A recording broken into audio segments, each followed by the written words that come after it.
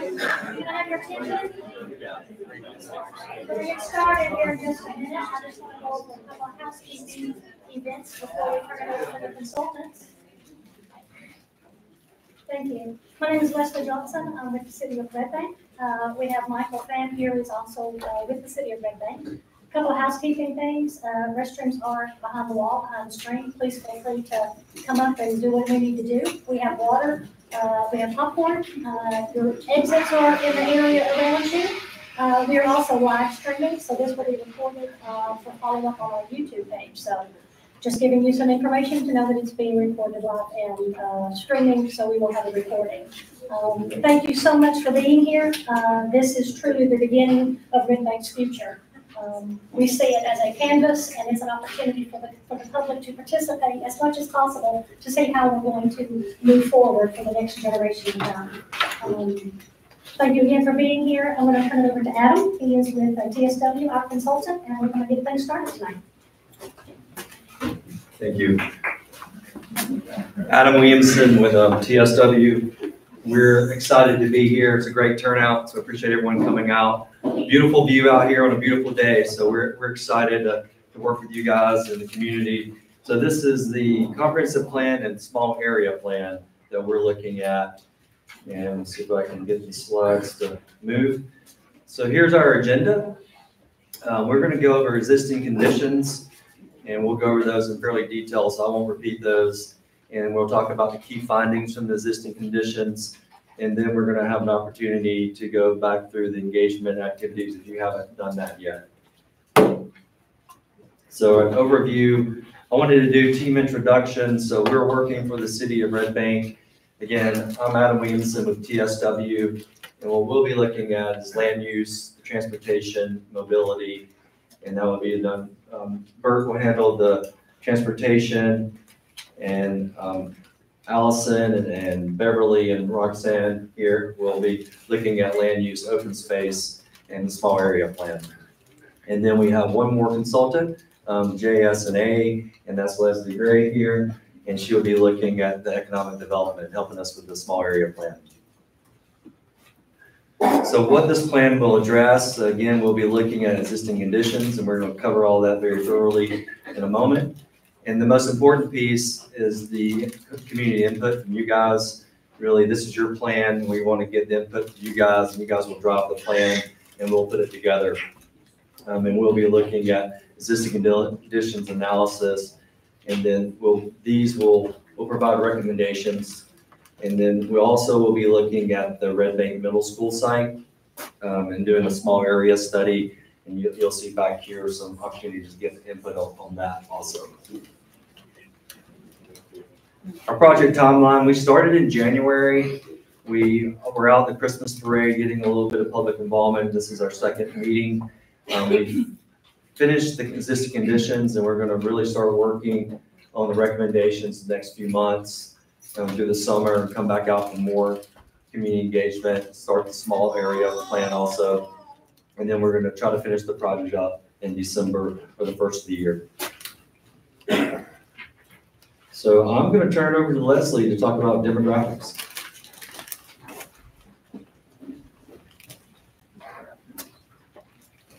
Hi there, thanks for joining us. So I'm going to just admit from the get-go, I'm a little bit of a data nerd. I don't know if we have other data nerds in the room. Okay, if your hand is up, you probably want to find one of the printouts because there's a lot of data in that. And I got a little carried away in some of this documentation. So what I'm going to do is just walk through this very quickly and share some of the high-level findings of what we've been looking at when we're looking at our demographic analysis and our other analyses for as part of the existing conditions.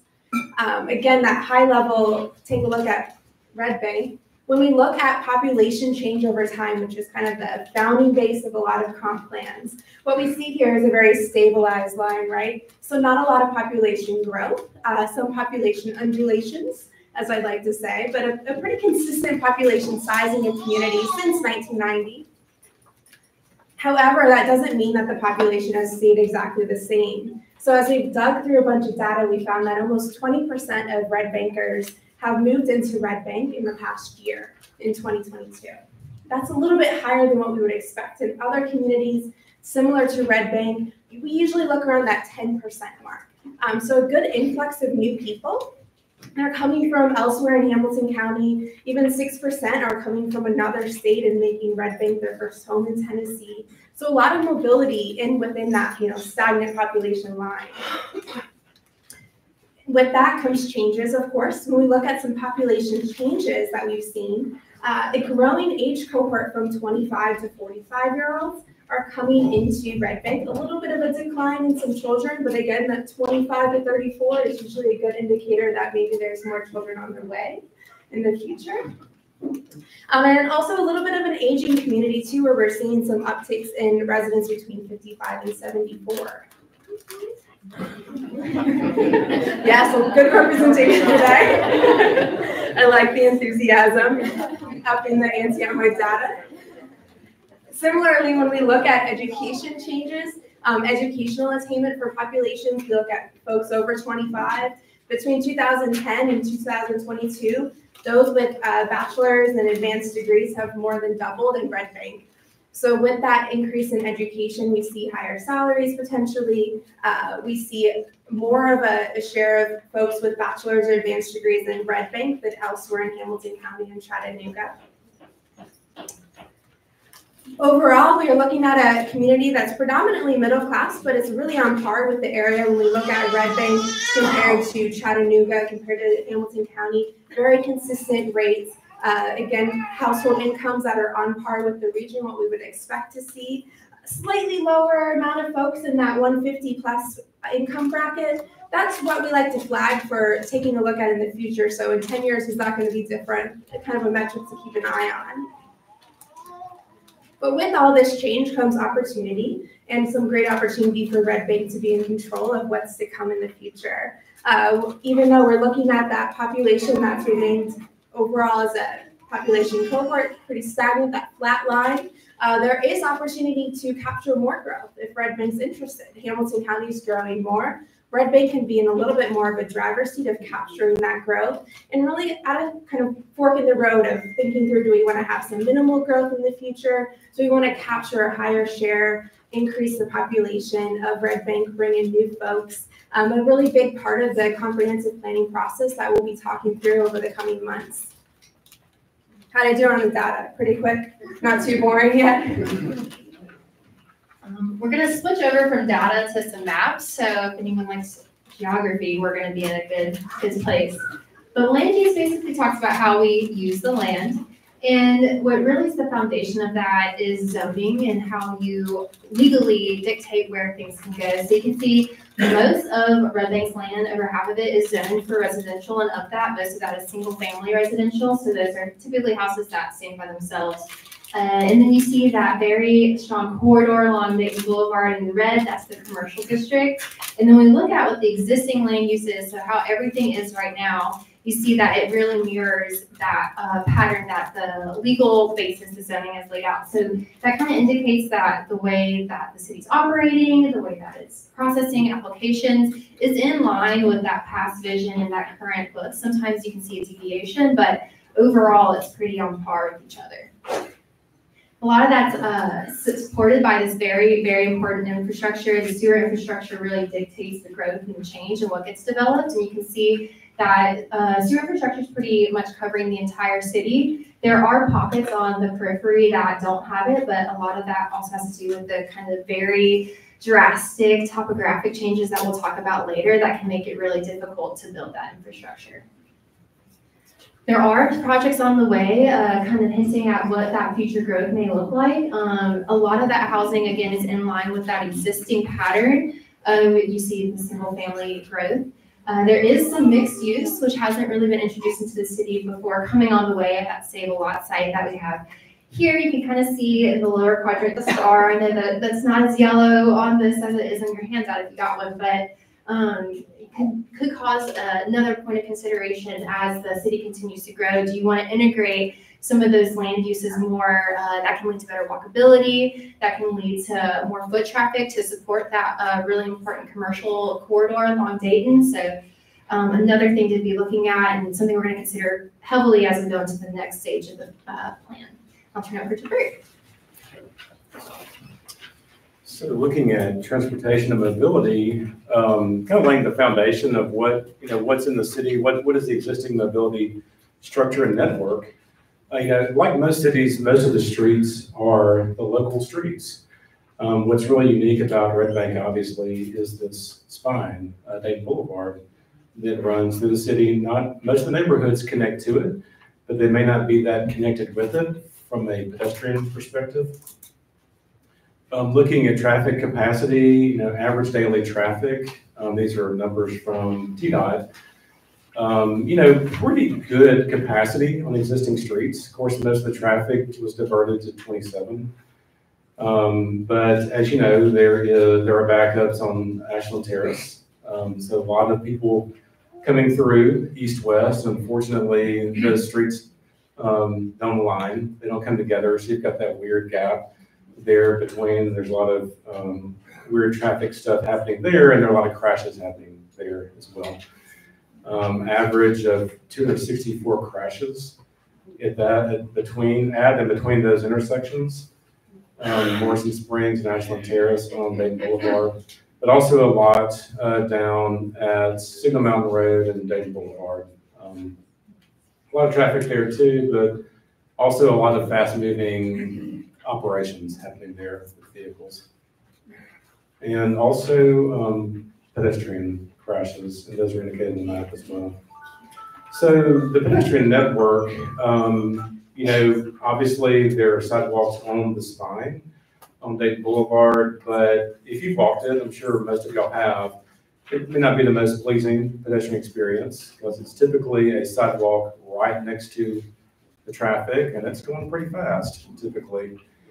And of course it jumps from one side of the road to the other, and there are a good bit of gaps, but really not a lot of penetration into the neighborhoods with the sidewalks. And a lot of challenge there too, because it's a lot of roadside ditch instead of curb and gutter. So that's kind of the framework, but also looking at locations of crosswalks. So bike ped demand, Strava, a lot of folks here probably use Strava, and you can actually look at their heat map. So people that use Strava, your routes go into here. It's anonymous, of course. But we kind of know where people are running, walking, riding bikes. A lot of heat down there at Stringer's Ridge. A lot of people biking on Dayton Boulevard on the major streets. A lot of walking happening on the neighborhood streets. The neighborhood streets are really great. And that kind of goes into the current and future projects. The Bike Boulevard that the city's pursuing, that the city got a CMAQ grant for, to really enhance what's essentially a bike route now and turn it into a bike boulevard, which is doing things like traffic calming, wayfinding, branding, to make this an official walking, biking corridor. They're also called neighborhood greenways, slow streets, neighborways. So that's a great thing there. There are some gaps there that we're going to be looking at, but also some safety studies at key intersections, and the bridge replacement is in the regional transportation plan. So we like to focus on what are the key walkability areas, obviously focusing around schools is what we typically do at schools and parks, but also at centers like neighborhood centers, town centers. So like there's the downtown area there in the middle. You've got areas to the south that are either historically developed as walkable town centers or kind of evolving that way already, but also potential in the north at kind of those former big box stores. So really focusing on those areas, but also focusing on Dayton Boulevard itself. So the really huge benefit of being a primary corridor, one corridor town, is that if Dayton Boulevard can become a walkable, safe corridor, that could transform the entire city. So huge opportunity there to become a complete street. And the city is really aggressively pursuing that. And that really starts with a complete streets policy. That's something that the city's working on. They've got a draft complete streets policy. And so we're trying to feed into that as much as possible as well. So some more charts and graphs for you all. Roxanne mentioned housing playing a big part of your land use fabric. We've got a couple of insights on this. Unsurprisingly, about 65% of your houses are single family detached, but that's not the only story here. We do have a good amount of diversity in the housing options here, although be it lower. What we will be talking about in a few slides from now is this concept of the missing middle housing, which often refers to those units or those structures that are between 2 units up to those 10 or 19. This core in here where you don't see as many duplexes, triplexes, quads being built as was built in the 70s or the 80s or even earlier. You see those larger apartment buildings. It's a really important concept in urban planning and will be part of the conversation. So this missing middle, when we hear missing middle coming up, we're again talking about that 2 to 19 or so units. This chart overall too, and I left out a chart to save you guys some brain calories, but these shares are pretty similar overall to the county. Okay, so right on par. The housing stock being built predominantly between 1950 and 1980. So some aging housing. About 80% of all of your homes was built before 1980. You have seen some new development, but again, pretty limited in comparison to the overall housing stock. What that means is you might have some aging homes, some uptick in housing development to come in the future. And I've got some data here that's a little bit old. It's from 2021, so it's not capturing all the dynamic market forces in the housing market that's gone on in the past couple of years. But about 2/3 of your homes are valued between $200,000 and $400,000. Again, we know with some data limitations, it's probably up a little bit too if you've been following the housing market and those escalating costs. In terms of how Red Bank compares to the county overall, slightly lower. Your median home value here is about $240,000 compared to about $280,000 in the county. That's a good sign for affordability. That helps explain the desirability for Red Bank residents moving in. When we look at rents, rents are slightly less than Hamilton County overall, probably attributable to some of the older apartment buildings. In competition with some of the new development that's been elsewhere in the county. When we look at the housing stock, it's not always important to just look at the structures and the units themselves, but also the folks inside. In Red Bank, about 2/3 of all of the residents are owners and about a little bit more than 1/3 are renters. That's a pretty healthy mix. A little bit more owners than Chattanooga, little more renters than Hamilton County overall, kind of on par with what we would expect to see in this size and scale of a community and pretty similar rates. You do have slightly smaller household size, so that 2.0, miraculous 0.0 figure, always believable, slightly smaller than the county overall. That hits closer to that 2.5 again when we think about that growing age cohort of the 25 to 35-year-olds. Maybe in 10 years, that 2.0 is a 2.1 or 2.2. Okay, wanted to hit on a few notes in terms of economic development. So we've got land use covered, transportation covered, demographics covered. Let's talk about your businesses and your economy. In Red Bank, we got about 335 businesses, predominantly in the service-oriented, retail, construction, and healthcare industries. A lot of those businesses serving local neighborhood needs. You see those dentists, you see those construction, you have those retailers to meet your needs day to day. And while you have 335 businesses, you got about 2,200 people working in Red Bank. So a population of about 12,000, about 22,000 people working here. Top sectors are in the administration and support, food services and retail, as well as your additional service industry like your automobiles, dry cleaners, things of that nature, those neighborhood serving industries. Top employers, Hamilton County Schools, City of Red Bank, Erlanger North Hospital, Food City, and Red Bank Baptist Church. We talked about that, about 2,200 people, some different data sources linger a little bit lower, like the chart that I have on here, if anyone's paying really close attention to the numbers. We got about 2,200 people coming into work, about 5,500 people leaving to go work elsewhere, so leaving out of Red Bank. Not surprising, of course, being in your position next to Chattanooga, you would expect that inflow, outflow. But what we find really interesting is what's happening here in the middle. I don't know if anyone can see this cursor that I keep using. That's about the size of a penny. We have about 150 people whose primary jobs are in Red Bank, and they also live and work in Red Bank. So again, a pretty low number of people that are living and working, and a trigger there maybe is an opportunity to get more Red Bank residents working in Red Bank or starting a business in Red Bank. I will give the caveat that, remote work and hybrid work trends are on the uprise. This isn't quite capturing that, of course. So while their primary jobs might be elsewhere, they might be in the community. What we like to think of in economic development is when folks have their jobs in your community, that's bringing in what we call daytime population. So they're supporting your businesses so that if you're leaving to go work elsewhere, when you come back, you got a business to shop at, to go out for a drink at, to dine at. Having a stronger daytime population, having more workers in your community during the day, throughout all times of the day, helps support more local businesses. So I'm not from the Tennessee area. I'm from Washington, D.C. I do work across the country, and anytime I look at average commute times, I'm very envious. About 70% of Red Bank residents commute less than, or commute between 10 and 25 minutes. And even about 10% are commuting less than 10 minutes. So even though you're leaving the city to go work elsewhere, you're not going too far. A lot of benefits to that, of course. I would say better quality of life as someone who commutes 45 minutes, helps also attract people to have more flexible ways of commuting. So when Bert talks about bike paths, when we talk about complete streets, when you get in those really small commute times, hey, there's maybe more ways to get to your job.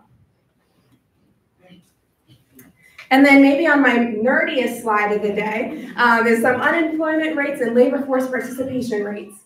So what we did here is take a look at how Red Bank compares to Chattanooga to say, okay, how's unemployment? How is labor force participation? And the answer is it's very healthy. So you have lower unemployment rates. More people are employed here than in Chattanooga, which is great.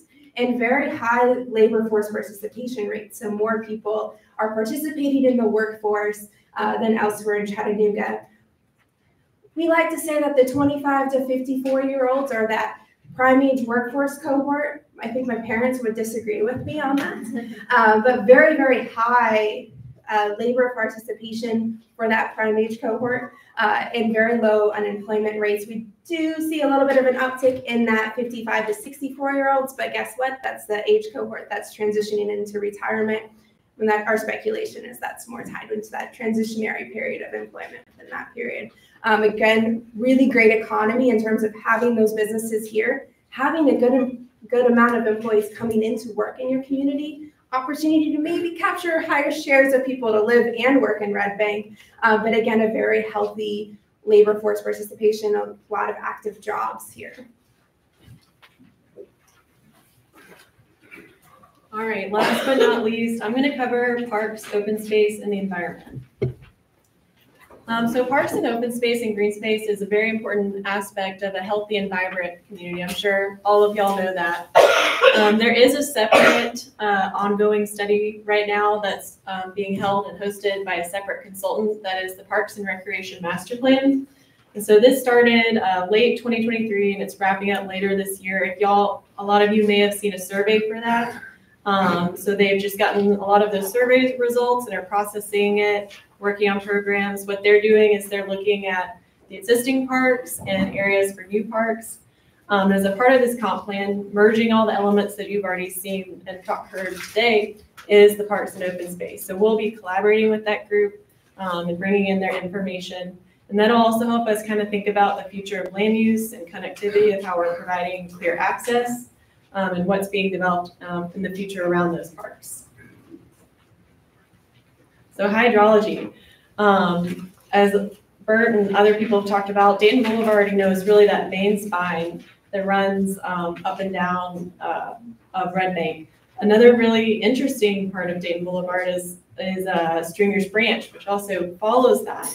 And it provides that's the main commercial corridor, but it also has this flood zone running along it too. So that's something that we'll be studying as we're thinking about land use of how are we interacting with the creek. And one thing that's really interesting about it is that with the topography, that really is Red Bank stream. Our watershed is going into that stream, and the city is also working with Hamilton County to develop ways to improve the ecology of that.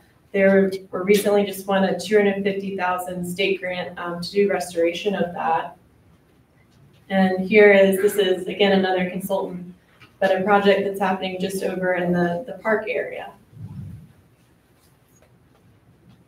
So as I just mentioned, another thing is we're thinking about land use that's very impactful in terms of what types of development can be impacted by is topography. So some very steep slopes kind of coming on both edges. And so that can constrain what types of land use happens in Red Bank and where things can be built. And so there's also, the city has updated its steep slopes ordinance to help moderate that and make sure things are well built. But this is, again, all these things start to layer on when we're starting to think about that future land use and connectivity. And here, again, with the topography or slopes. So here you can see there's a lot of areas that have the greater than 25% incline. And that steep slopes ordinance, that starts to moderate and make guidelines for that 20% slope. So to wrap all of this up, again, comp plans, we're looking at all of these aspects. We try and take a very holistic approach to study all of this, and we're taking these existing conditions and then overlaying it of what we hear from y'all, from the community, to develop this path forward. So the comp plans, we're looking at 20 years in advance. It's a long-term study. We're going to make recommendations of how to implement that with specific projects. But since we're starting out the beginning right now, it's really we're looking to y'all to help give us direction on what does that future potential growth look like, and what do you want to see for Red Bank? So as Leslie was mentioned, there are like two routes. We can stay stable, or we can start to implement some strategies to help promote growth. And then also looking at diversifying and expanding that aging single family housing stock, and then providing updates to the land use plan and zoning ordinance that might allow things, for example, that allow more ADUs or things to promote affordable housing and concentrating development in areas that make sense and that the community wants to see. And then, as I mentioned, whatever we're doing, we're going to make sure that it's careful consideration of the hydrology and topography and steep slopes. And then supplementing that strong roadway network of Dayton, but also thinking about the neighborhoods in terms of pedestrian and bicyclist safety and connectivity. So what's next? So tonight we have a lot of different activities. Again, we're at the very beginning of this. And so we're really collecting as much information as we can. And we have a few that are specific to the comp plan, which is more thinking, higher level, and then a few that are more specific to the small area study for the former Red Bank Middle School site. We'll have an online public survey coming up in the next couple weeks we'll take some of the information that we've heard tonight and then come up with maybe some more idea of what more information we need. And then we've been doing stakeholder interviews throughout this process. We'll keep doing those. And then after this, we're going to take all this information, take the information from the survey, and we're going to come up with 2 different scenarios for the former Red Bank Middle School site. And then we'll be at the May Jubilee, and that way we'll present 2 different concepts and give another chance to collect a lot of feedback before we're honing in on one site designed for the former Red Bank Middle School site. So I know a lot of y'all have already started some of the activities. We have let's see where to go. Right there, the big stand. We have different key cards that you can write on what makes Red Bank special, what will be Red Bank's biggest challenge for the next 10 years, if I could change one thing about Red Bank, and what is your big idea for the future of Red Bank. So those questions will help us get a broad overview of the goals that we might be setting for the comprehensive plan, and figure out where the strengths and opportunities and threats are for Red Bank. And then on this side, this is almost all for the small area study. So we're looking at a few different land use scenarios that I'll cover in a second.